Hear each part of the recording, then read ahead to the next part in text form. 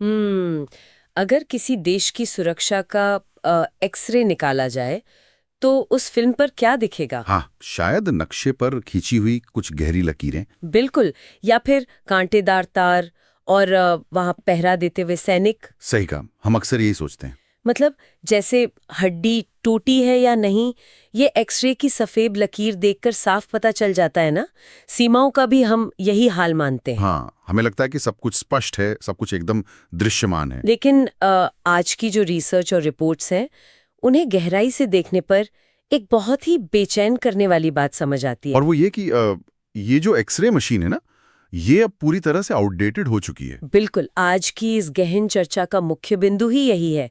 आज की चर्चा हमें उन अदृश्य दीवारों के पीछे ले जाएगी जो एक राष्ट्र को सुरक्षित रखती हैं। क्योंकि आज के जो खतरे हैं वो किसी स्क्रीन पर सफेद लकीरों की तरह नहीं दिखते। हाँ, हमारी एक बाइनरी सोच बन गई है कि सीमाओं के उस पार दुश्मन है और इस पार हम पूरी तरह सुरक्षित है। जो कि एक अजीब सा सुकून तो देती है, लेकिन वास्तविकता से ये बहुत दूर है। तो आज हम यही समझने की कोशिश करेंगे कि कैसे वामपंथी उग्रवाद, साइबर हमले और ये छद्म युद्ध यानी प्रॉक्सी वॉर एक दूसरे से जुड़े हुए हैं। और कैसे भारत का बहुस्तरीय सुरक्षा तंत्र इन अनदेखे मोर्चों पर काम कर रहा है।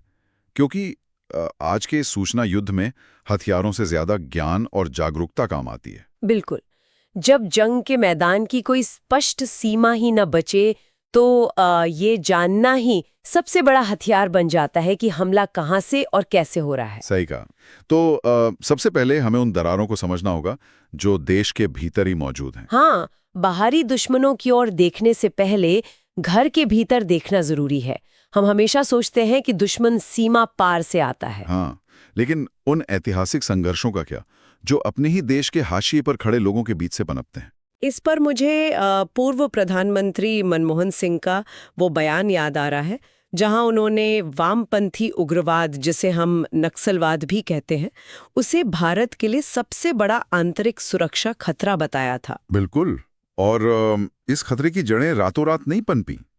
मतलब वामपंथी उग्रवाद सिर्फ कुछ भटके हुए लोगों द्वारा बंदूक उठा लेने की कहानी नहीं है। तो फिर ये क्या है? ये गहरे सामाजिक आर्थिक मुद्दों, विकास की भारी कमी और ऐतिहासिक वंचना का सीधा परिणाम है। अच्छा। जैसे एक बड़ा कारण ये रहा है कि संविधान की 5वीं अनुसूची और अनुच्छेद 244 के तहत जो सुरक्षा आदिवासी क्षेत्रों को मिलनी चाहिए थी ना, हाँ हाँ। वो जमीनी स्तर पर उस तरह लागू ही नहीं हो पाई। अरे रुकिए, थोड़ा पीछे चलते हैं। ये 5वीं अनुसूची सुनने में बहुत ही तकनीकी लगता है। हाँ, मतलब एक आम इंसान के लिए इसका जमीन पर क्या मतलब है? इसका नक्सलवाद से क्या सीधा संबंध है? इसे इस तरह समझिए। 5वीं अनुसूची का मूल उद्देश्य था आदिवासी समुदायों के जल, जंगल और जमीन के अधिकारों की रक्षा करना। ठीक है। लेकिन जब दशकों तक बड़े प्रोजेक्ट्स या खनन के लिए बिना उचित पुनर्वास के आदिवासियों को उनकी जमीनों से बेदखल किया गया, तो उन्हें लगा कि व्यवस्था उनके खिलाफ काम कर रही है। मतलब जिन कानूनों को उनकी ढाल बनना था, वे सिर्फ कागजों तक सीमित रह गए। बिल्कुल।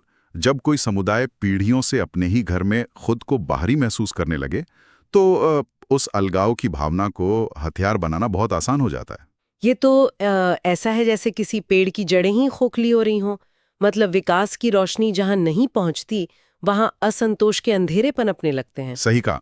ये केवल हथियारों का शोर नहीं है, बल्कि हाशिए पर खड़े समाज की वो चीख है जो अब बारूद की भाषा बोल रही है। एकदम सटीक बात कही आपने। लेकिन यहाँ एक बहुत बड़ा विरोधाभास भी तो है। कैसा विरोधाभास? मतलब कई राज्यों में विकास नहीं हुआ है, गरीबी है, लेकिन वहां तो लोगों ने हथियार नहीं उठाए। तो क्या केवल गरीबी ही बंदूक उठाने का एकमात्र कारण है, या इसके पीछे कुछ और भी है? ये बहुत अच्छा सवाल है। गरीबी सिर्फ एक उपजाऊ जमीन है, लेकिन उसमें जो बीज बोया जाता है ना, वो एक सुनियोजित विचारधारा का होता है। अच्छा, विचारधारा का। हाँ, माओवादी विचारधारा इस असंतोष का इस्तेमाल सत्ता को उखाड़ फेंकने के लिए करती है। वे इस गुस्से को एक हिंसक दिशा देते हैं। तो मतलब भारत सरकार इससे कैसे निपट रही है? क्योंकि सिर्फ सेना भेजना तो इसका हल नहीं हो सकता। बिल्कुल नहीं। इसीलिए सरकार एक जीरो टॉलरेंस और विकास आधारित हस्तक्षेप की बहुस्तरीय रणनीति अपना रही है। हाँ। इसमें जो सबसे दिलचस्प बात है वो ये है कि नागरिक प्रशासन और सुरक्षा बलों को एक साथ मिलकर काम करना पड़ता है। हाँ, विकास भी करना है और सुरक्षा भी देनी है। बिल्कुल। और यही पैटर्न हम अन्य जगहों पर भी देखते हैं। अगर पूर्वोत्तर या जम्मू कश्मीर में विद्रोह के इतिहास को देखें तो वहां भी जड़ें राजनीतिक और ऐतिहासिक गलतियों में छिपी हैं। जैसे जम्मू कश्मीर में 1987 के चुनावों में हुई कथित धांधली, उसने युवाओं के भीतर एक गहरी अलोकतांत्रिक भावना पैदा कर दी थी। लेकिन कश्मीर का मामला सिर्फ आंतरिक तो नहीं रहा ना? बिल्कुल नहीं। मतलब अगर असंतोष की आग पहले से घर में सुलग रही हो तो बाहरी ताकतों को बस एक माचिस ही तो फेंकनी होती है। एकदम सही कहा। और यहीं से छद्म युद्ध या जिसे हम प्रॉक्सी वॉर कहते हैं उसका जन्म होता है। हाँ, प्रॉक्सी वॉर मतलब ये एक ऐसा युद्ध है जिसमें दुश्मन का कोई स्पष्ट चेहरा नहीं होता, केवल परछाई नजर आती है।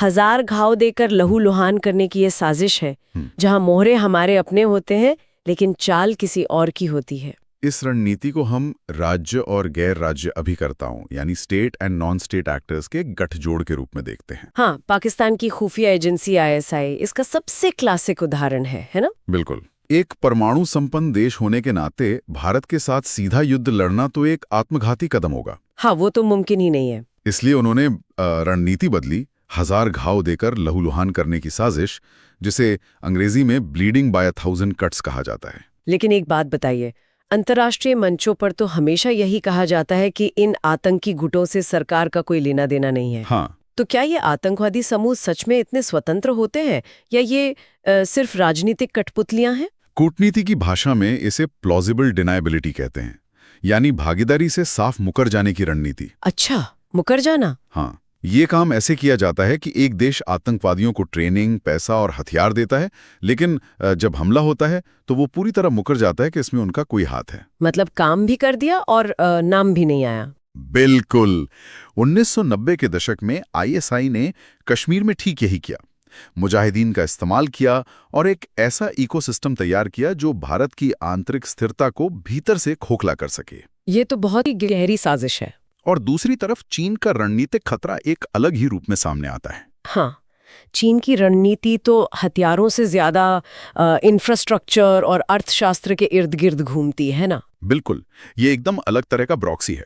चीन सीधे आतंकी नहीं भेजता। तो वो क्या करते हैं? वे सीमाओं के एकदम करीब दोहरे उपयोग वाले गांव बसाते हैं, रणनीतिक सड़कें बनाते हैं और सैंडविच रणनीति का उपयोग करते हैं। सैंडविच रणनीति? हाँ, जैसे पाकिस्तान के साथ मिलकर चीन पाकिस्तान आर्थिक गलियारा यानी CPEC बनाना। अच्छा।